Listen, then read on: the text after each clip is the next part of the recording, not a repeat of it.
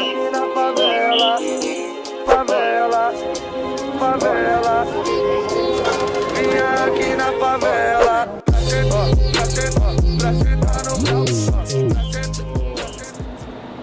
in a bar right now. It's technically a brick and mortar. Yes. And the topic of discussion is, are the brick and mortar business going away? Is there hope for the brick and mortar? No. Is there hope, or is online business really taking it all? Yes. Done. Easy. Wrap it up. On to the next episode. So what is it? What, is there a space where they both exist, or is it no, one's going away and that's it? Mm-hmm. What do you think about that? So I think that in business we tend to hang on to things long after they're overdue to sunset. With that said, everything's a timing thing. So success is going to be predicated on timing, right? Because you also, it's almost like we're speaking out of both sides of our mouth, because we also say stick to a plan, see it through. But then when do you cut the cord? It might be a really good episode. We got a new episode coming up. But no, it's a timing piece. And so I do think a lot of times you tend to hold on to things. I don't think it's an easy answer. I do think that brick and mortar we know brick and mortar isn't what it once was. Right. Yeah. And it's interesting because you think of things like how technology's taken over so much stuff. You got to think about like the post office and how that's evolved. Nobody really gets mail anymore. It's just it's all package delivery, and that's just because of technology too. Amazon has really kind of taken over that space, and with the invention of email, like I don't think anybody ever thought that the job of a mail carrier was going to be at jeopardy. And I guess in parts it's not. I guess it's just evolved a little bit from that.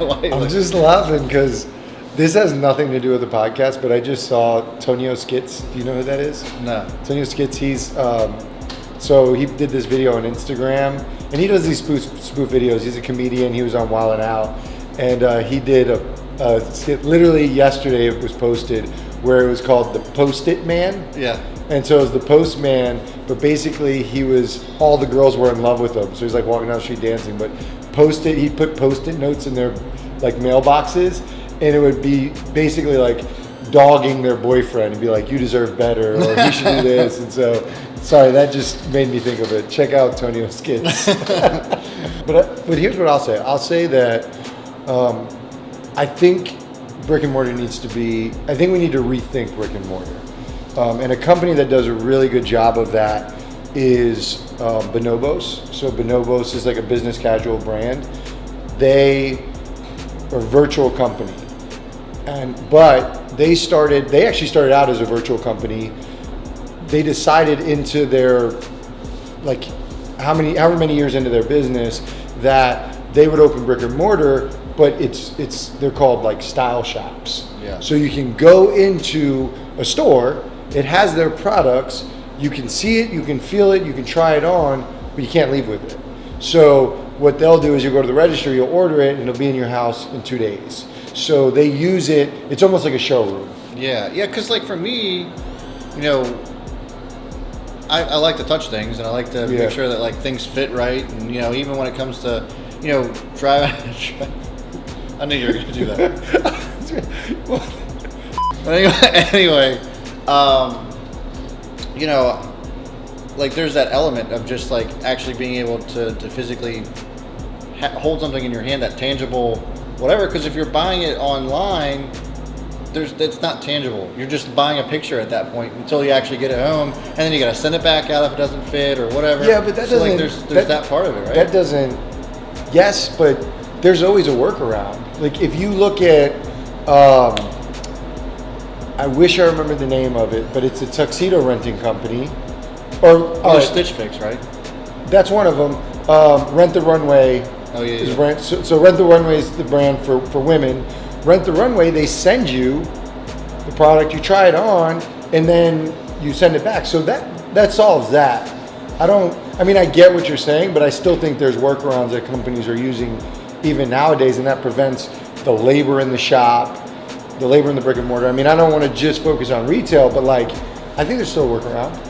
So like, I was trying to think of like other brick and mortars. I mean, obviously we're in a bar, and like, I don't think this is going away anytime soon unless they somehow figure out how to, serve drinks virtually. I'm sure it's coming. Robots. Yeah, I'm sure it's coming. The Amazon drones are just going to be dropping you off beers now. But I don't know. I mean, I think it probably primarily targets the retail space as far as brick and mortars are concerned. I mean, I don't know if any other types of businesses. Well, like real estate. I mean, a lot of office buildings. Yeah. So there's a lot of companies. So transitioning into, so there's a flip side of the coin, which is like when something's dying, something's growing. So right, so you have the demise of the brick and mortar, but then you have the rise of the online company.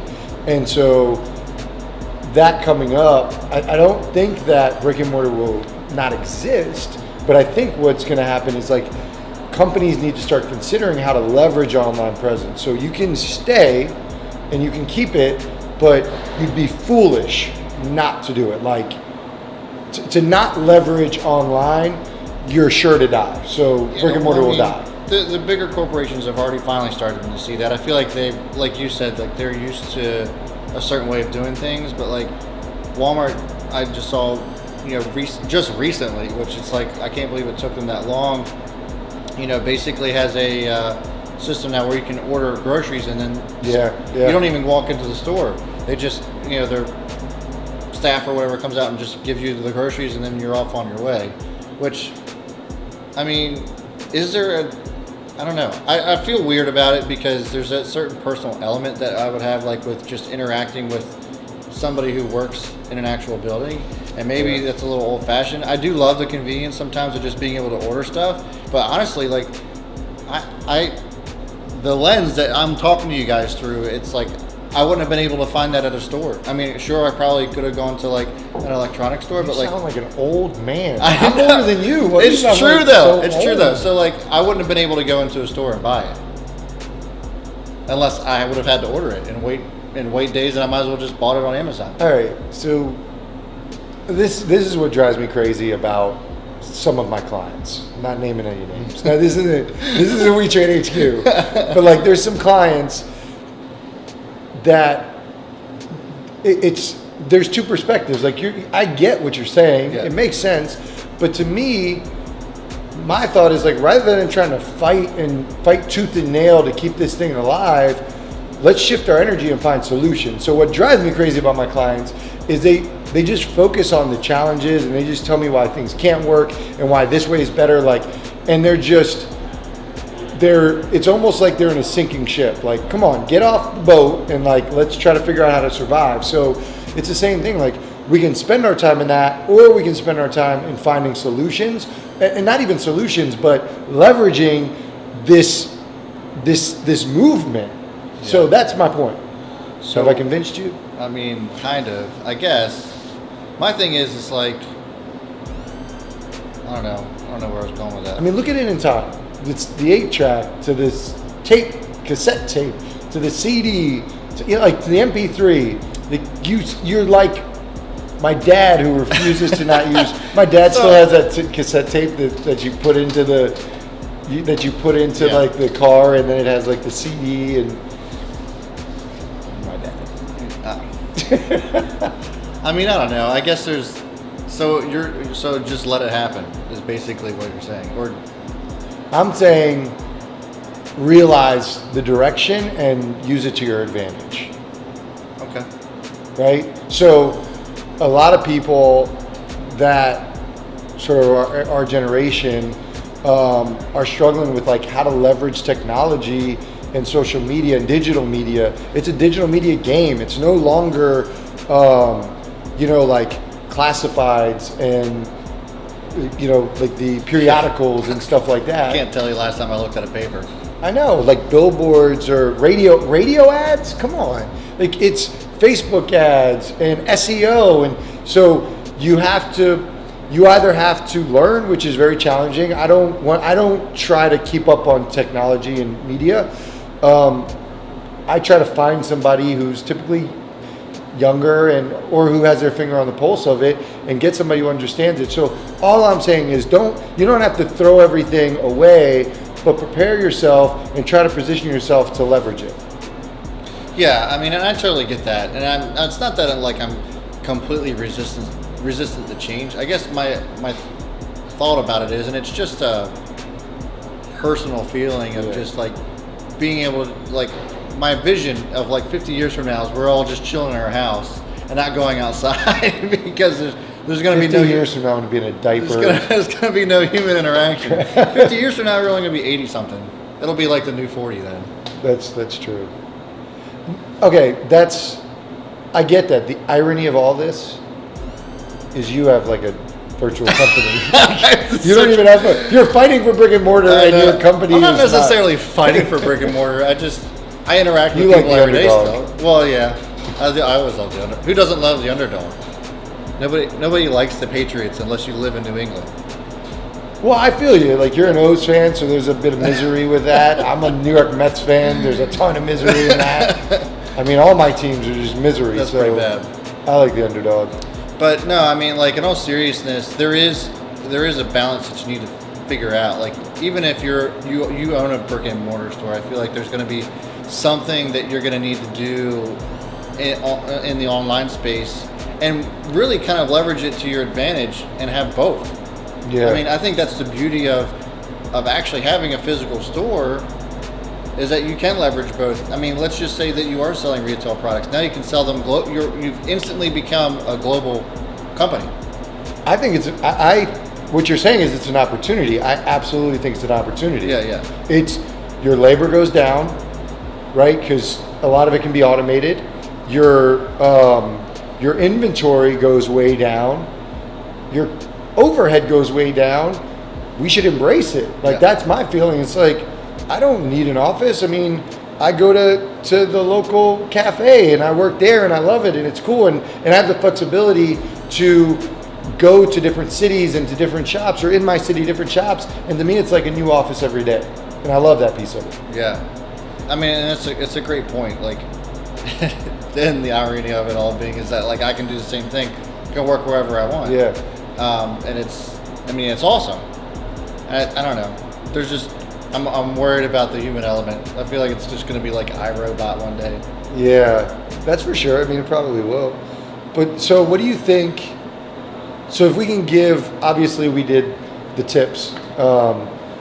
So from an entrepreneur perspective, if you do have a brick and mortar, or if you're considering it, what are the things that, like, I'm trying to think of like what's important, like what are like tangible takeaways outside of the tips, but just like things to consider. For me, it's having somebody who at least has their eye on the industry, like, so you're prepared. Yeah, and honestly, like, I feel like the younger people that you can hire that have a good work ethic. I mean, there's always that risk you have with bringing on younger people that are considerably younger than you. Yeah, there's that like anxiety that you have, but a lot of times they have their finger on the pulse of what's trending, what's hot, because they're so immersed in social media that it's easy for them to just see what's going on at that point in time. I mean, I'm a millennial, and we're both millennials technically. We're on the earlier side of that, so it's like we grew up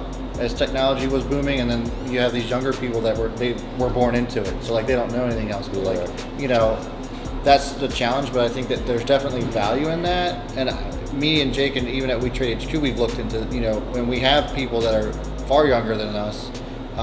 They don't understand the struggle. They don't understand the struggle of like Atari and dial up. Before it existed, there was nothing. The first phone, I remember we had a phone in our car that was like I don't even know what it was. It was like I don't know what it was.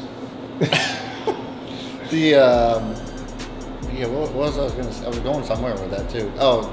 AIM. Nobody knows what AIM is. I know what AIM is. Yeah, right. But nobody. I had some killer away messages. I was at a time in my life We need to change the title to this podcast.